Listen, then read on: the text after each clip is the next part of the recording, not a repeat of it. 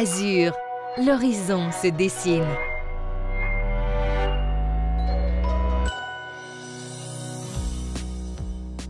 Mon nom est Yves Duplessis, moi je suis ingénieur à la STM. Avec le nouveau train Azur, on a commencé à faire des essais de nuit, principalement pour éviter de nuire au service clientèle durant le jour. Bonjour, je suis Christophe Lomel, chef du groupe d'ingénierie mécanique sur le projet Azur.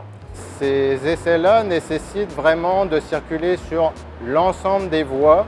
À la suite de ça, on doit faire différents essais dans les différents modes de conduite.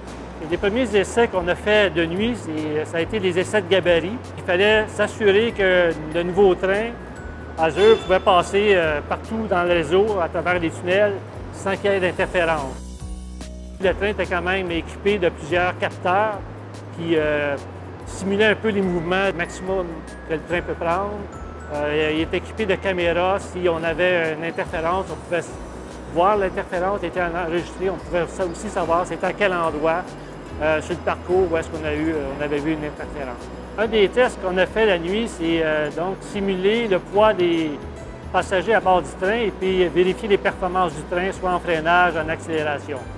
Pour ça, on a utilisé des sacs de poussière de roche pour remplir le train de sacs. On a mis jusqu'à 500 sacs de poussière de roche pour simuler une charge d'environ 1400-1500 passagers à bord du train. Le système de contrôle de train est un système de sécurité.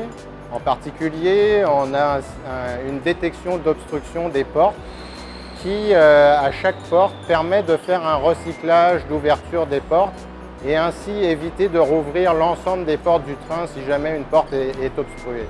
L'autre gros avantage du système est d'avoir une indication lumineuse de l'état d'ouverture des portes.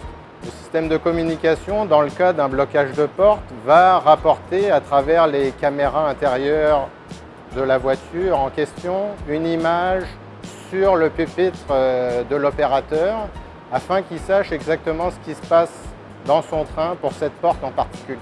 Dans le cas d'un freinage d'urgence activé, la caméra de la voiture en question va s'afficher au niveau du pupitre de l'opérateur.